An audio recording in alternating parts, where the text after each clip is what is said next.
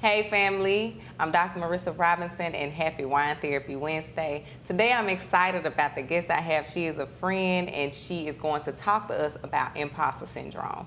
This is my friend Dr. Tanisha Graves and she is going to give us all the gems today. So I hope that you are ready for this ride.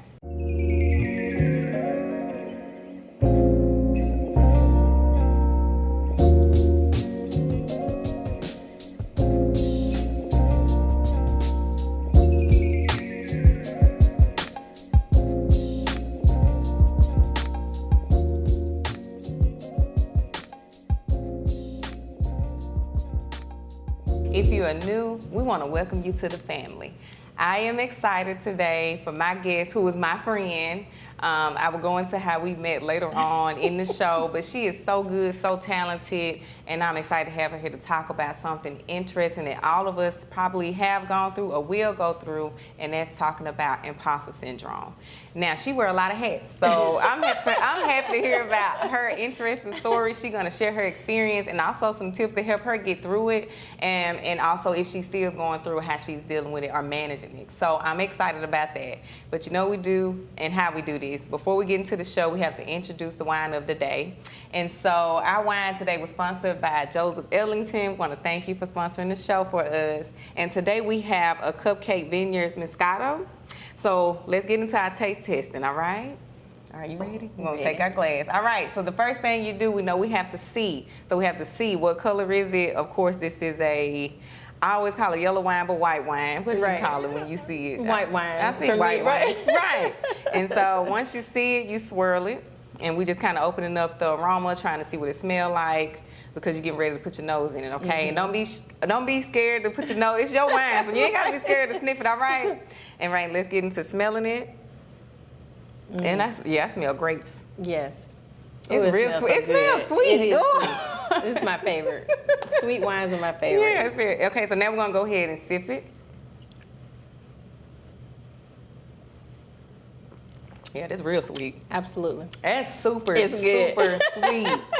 It is good. It tastes like maybe those, to me, I feel like I taste the green grapes, but it's sweetened. Because the green grapes are kind of like bitter. Yeah, very sweet. I'm going to have another sip. I mean, it's so good, isn't it? This is good. Y'all know I'm not a sweet fan, but this is pretty good.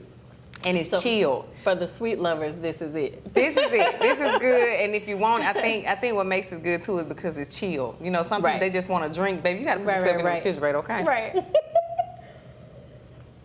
All right, y'all, so let's talk about it.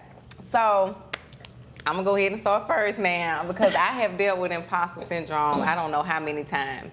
Not just with work, but also with just like, I remember my first experience with going to college when I started getting my master's. I walked in the room and first of all, everybody with different shades. Okay, it wasn't any of my shades there. And I was just like, I don't belong here. Like, what am I doing here?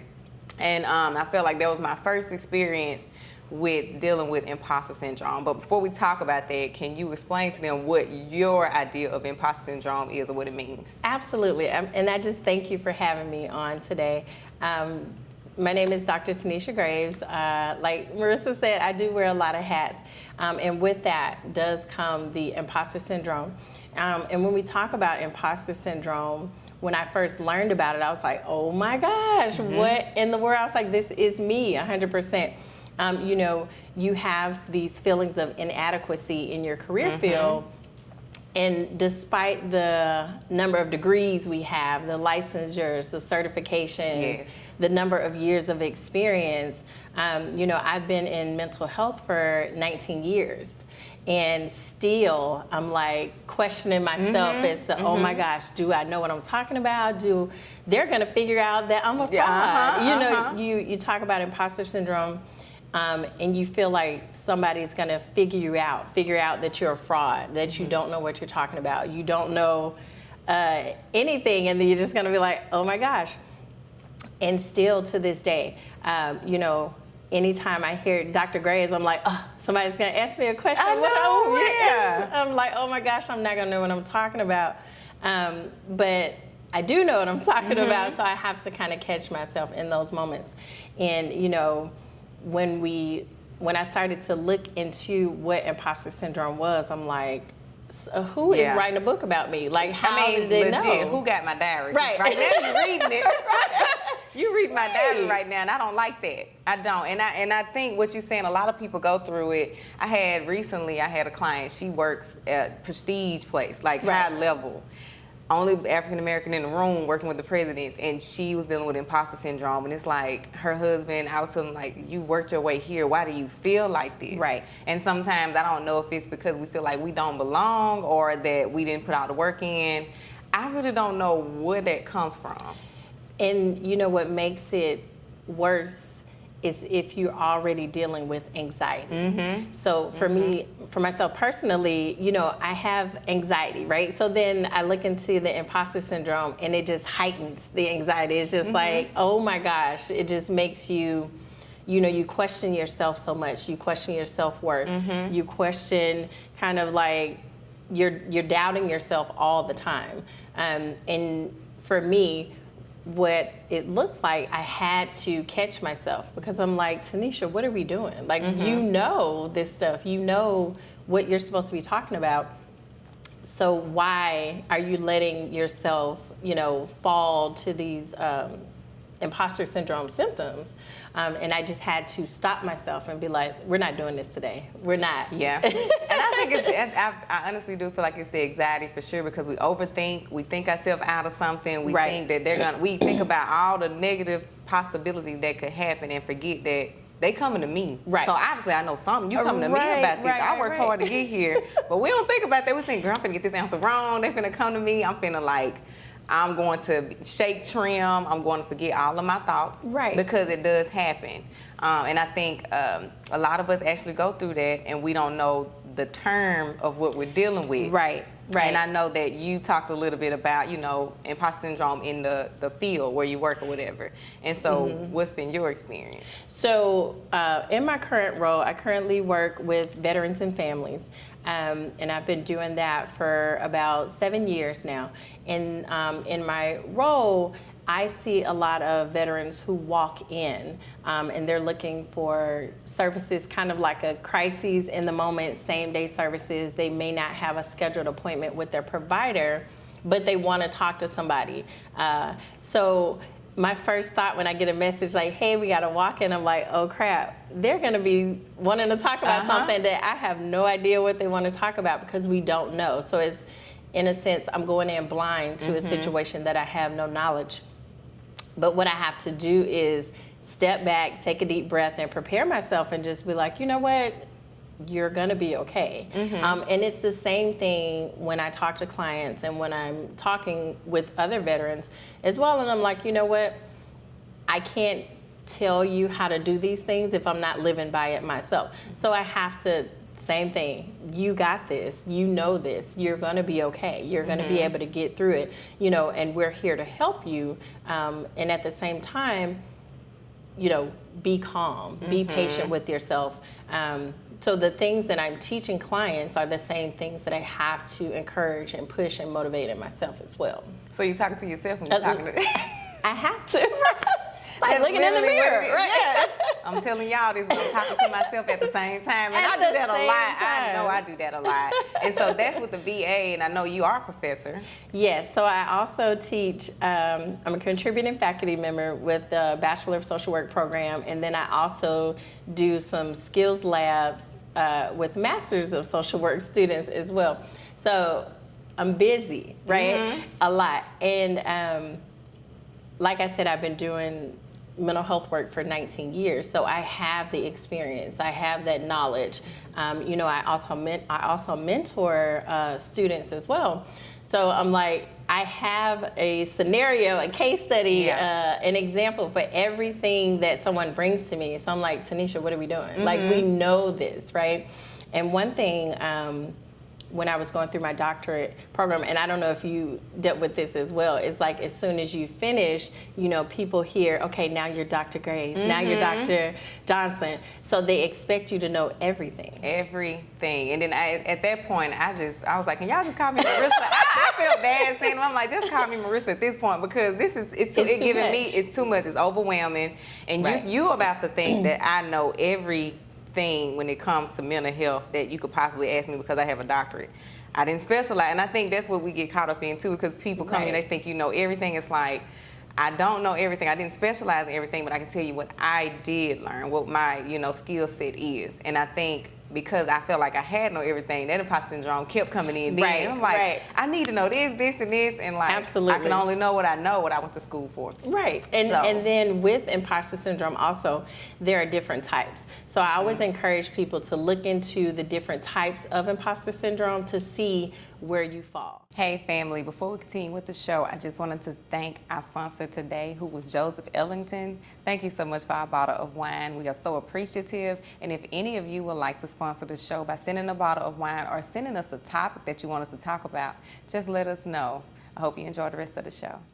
There's an example of being the perfectionist. You want to make sure that you're on top of everything, and it's like another one of the examples I like to take on a lot, whether that be at work, family, or friends. I have friends who, maybe want somebody to look over their resume, or they need some help and some encouragement with them professionally. And then I'm like, of course, because I want my family and friends to win just like I want everyone else to win. So of course I'm going to help you, right?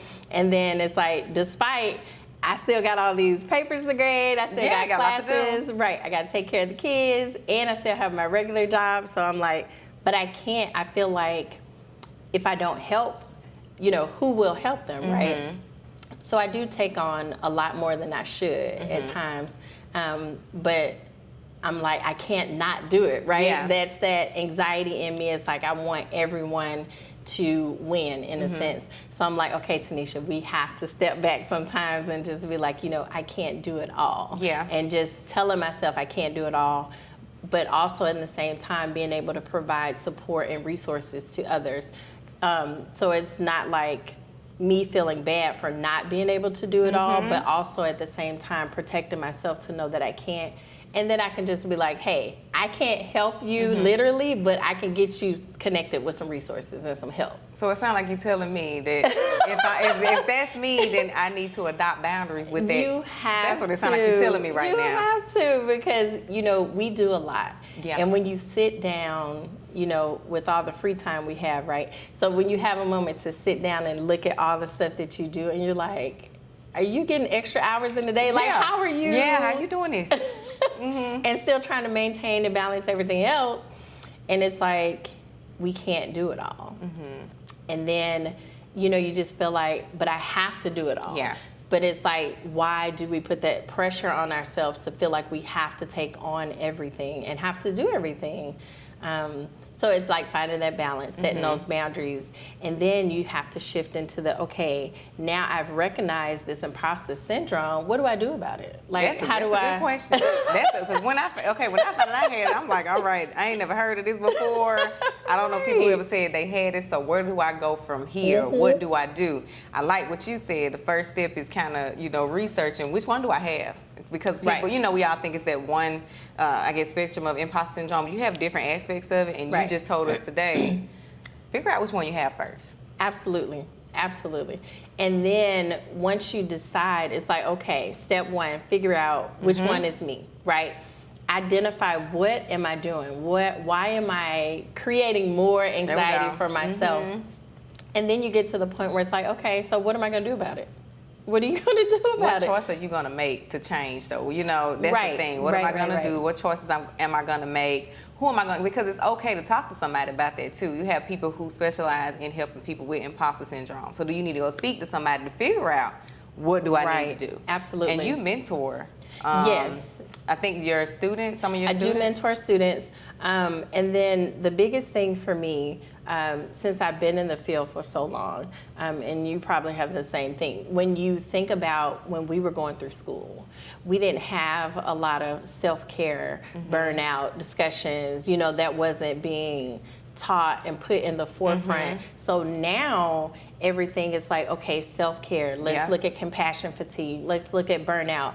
Amongst the helping professions, and we didn't have that. So I'm so big on that now, because I don't want the generation coming up now to have to deal with what we dealt with and figuring it out by ourselves, and being like way past burnout too far, right? So I want people to be more aware, more mindful of recognizing those symptoms now so they don't get to the point where we've been, and just want to be like, you know what, I don't even want to work anymore. I don't even want to see it. I don't. Maybe they, and then here it go. The imposter syndrome wins. It ain't for me. I wasn't supposed to have this job. I knew it. I knew it.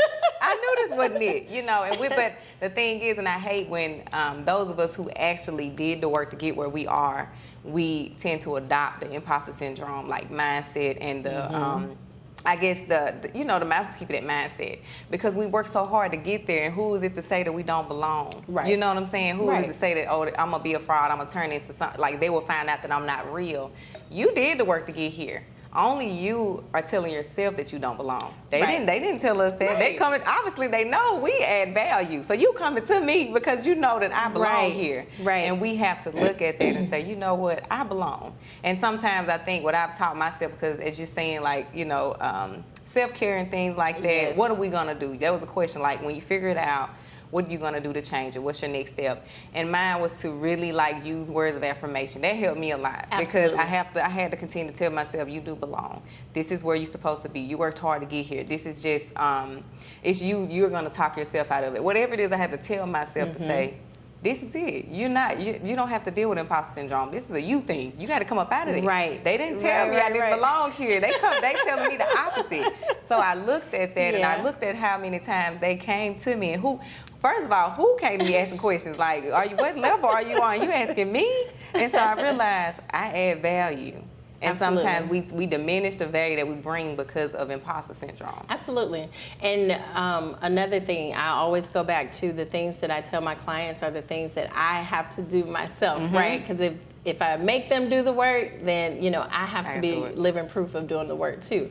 So when I think about the automatic negative thoughts that I may have dealing with anxiety and imposter syndrome, anytime that automatic negative thought comes up, I hold myself accountable to say, okay, Tanisha, you just had that negative thought. We're about to come back, double back with 2 positive thoughts. I like that. There is no way, we're going to question it. We're not doing this today. So I find myself a lot saying, we're not doing this today, Tanisha. So that's your warning. We're not doing this today. We are not doing this today.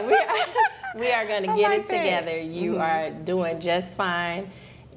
Take some deep breaths if you need to step back. But anytime I have that negative thought, then I say, okay, we're going to double back with 2 positive thoughts. I like that. And then I also focus heavily on making sure my physical environment around me has positivity.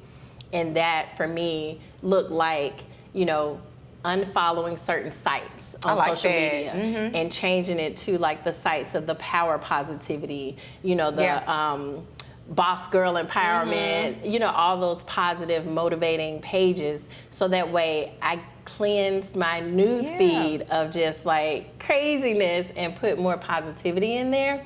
So then it's like, okay, look around your house to see, what pictures are on the wall. I work from home 100%. So, small things like I have my friends tell me, get up and open your blinds in the morning. Let that natural light in. What pictures do you have on your wall? Yeah. What Post-it notes do you have on your desk that kind of, push that positive mindset that you have something you can look at every day? What apps do you have on your phone that send those daily reminders of just, uplifting things? What type of check-in system do you have with your friends? One of my friends and I, we have Mental Health Mondays. We check on each other. We might not be able to talk all week, but on Monday we checking in. How you doing? We starting a new week. We're gonna do this. You got this. How you feeling? Just anything to kind of get ourselves going for the week and just prepare for it. So I'm like, you have to figure out what's going to work for you, and what kind of support system do you have set up in place. I like that. And speaking of support system, because that's what I was going to get to when you said that you have a friend, y'all do mental check Monday. I don't know how you said Mental Health Monday. Mental Health Monday. And it sounds like, having an accountability partner with imposter syndrome would be helpful, because I think a lot of times we try to do it ourselves, and it doesn't mean that we're weak or anything. It just means, hey, it's okay to lean on somebody else. We have a support system for a reason. They're not here just to be here, Right. But if I like the way that you all check in on Mondays, because if that Monday I'm feeling like, girl, I don't know why I'm at this job. Like I don't want to go in this week. I just don't. and you or her could say to each other, you got this. You will put there for Absolutely. a reason. And I feel like that, what you have, so many of us can adopt that system You have where to. it brings us out. I love what you said about the environment. So true. Yes. Social media has positive and negative things that you can take in, right? And you just already kind of push the negative aside. So the more we do that, the more we're intaking that positivity that gives us the motivation to keep going, gives us a new mindset. So you said, look around you, look within you, and then people that's with you. Absolutely. You've given us so many tips already that we can use to kind of get through this. And it's literally like you have to do trial and error with a lot of different things to see what's going to be helpful for you, what's going to work for you. You know, having girls' night once a month to where y'all can just go, and we're not professional right now. We are just gonna go and enjoy. Right. We are not worried. You know, phones are off. We're not dealing with client issues. We're not checking emails. Yeah. We are just going to have a good time, laugh, and just, you know, enjoy wine, enjoy our drinks, and just, you know, be us, be the us we were aside from the professional roles. And that gives that balance. Yeah, and I think I heard you say earlier about self-care. And if you know, okay, let me tell you how we met. So I came to Houston, of course, and I'm looking, I think it was Facebook, and they had a social works page, and I said, you know, I'm looking for anybody in the Houston area that, you know, professionals can get together. Not only did I think she said something, but it was other people in the group like, yeah, she's the best. Like, I was just like, oh, she is known. And literally, we have been together since. I absolutely adore her. I love her. And I mean, she's a good time. And what I have learned from you is that self-care is going to always be number one. Like, you're going to live your life. I mean, she going to work, she going to be a mother, but she going to live her life. So balance is there. You work too. You're a professor, work at the VA, which is a demanding job. Because they are demanding clients, in my opinion, they have to, you know, priority or whatever. And you have a balance. And I think that balance has definitely did a number. And people watch you. I know I do. And I'm like, I'm going to be like her. And I say it all the time. I'm going to be like her. And you're very... I'm trying to say giving. Like, you don't hold anything back from anybody getting where they need to be, and I love that. Like, if I ask you, like, hey, this is what I want to do, this is what I'm thinking about, you're going to already have to connect. This is it. This is what you got. You know, and I love that. So I brought up self-care because I wanted you to kind of explain why you feel like it's important to have self-care. So the big picture of the self-care, of course, it's in the name. How are you going to care for yourself? You know, we always look into the things that we're doing and how much we pour into others and how much we give. And then at the end of the day, you're so just like drained and you don't have anything for yourself.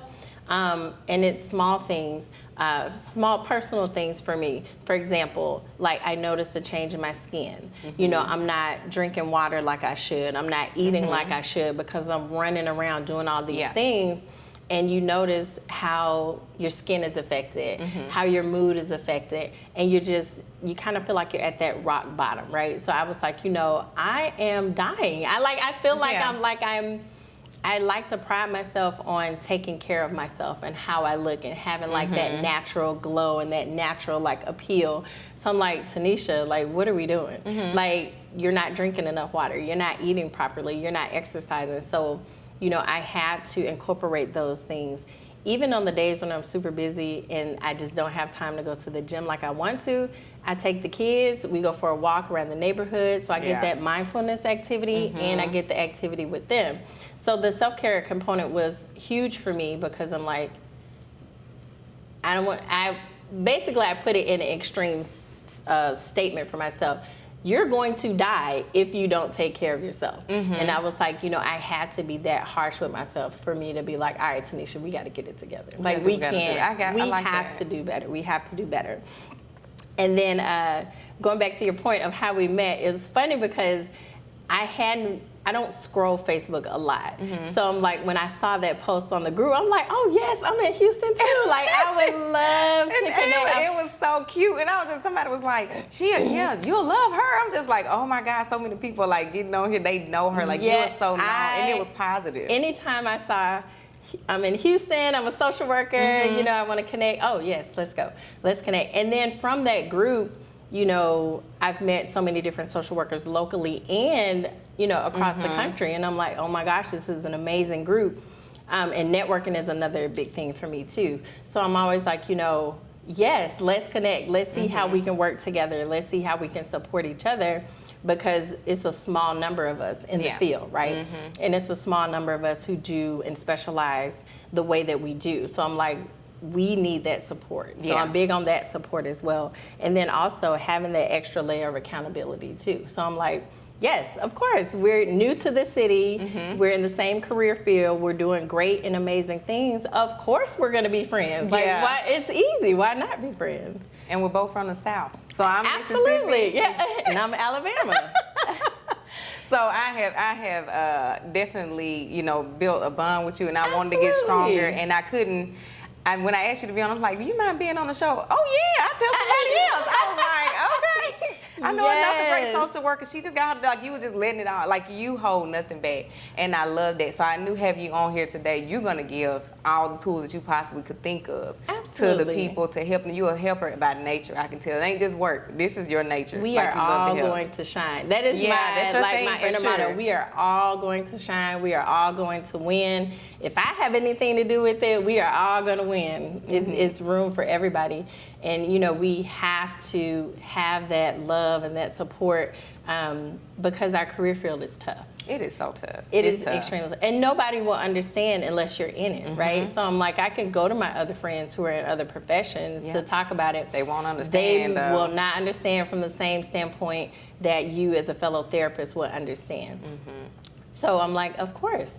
And I have enjoyed the ride. Yeah. We got a long way to go. A long way to go. We've had a great time. We have. So I want to thank you so much for being on the show. Absolutely. Thank you for having me. This is not the last time. I just want you to know that. No, listen, I'm ready. My goal is to help people in every aspect, and not just coming from me, but from other people that they can possibly, take it from. It's not, one voice may not be enough. They may have to hear from somebody else, and I'm okay with that. Absolutely. So this is definitely not the last time. I wanted to gift you before you go, because I really, I take pride in people taking out their time and come and be with me, because you don't have to do that. So I definitely want to give you a bottle to take home, and I know you like sweet wine, so I am going to send you. I'm going to send you some recipes to help you sweeten it to the liking, because you like this wine. So I think I got some ideas in mind to help you do this. I appreciate you. Yes. Thank you. So I have enjoyed it, and I know the audience have. And guys, look, if you're dealing with imposter syndrome, please make sure you figure out which one you're dealing with and what are you going to do next, the steps you're going to take. What are you going to do next? Exactly. Absolutely. What works for you. And so until next time, let's talk about it. Thank you for having me. You're welcome. Hey family, I hope that you enjoyed the show today and that you learned some tips that can help you overcome imposter syndrome. Remember to share, comment, subscribe to our YouTube channel, and tell somebody else about what we're doing, because we don't want to be the only one that's getting our help. So until next time, let's talk about it.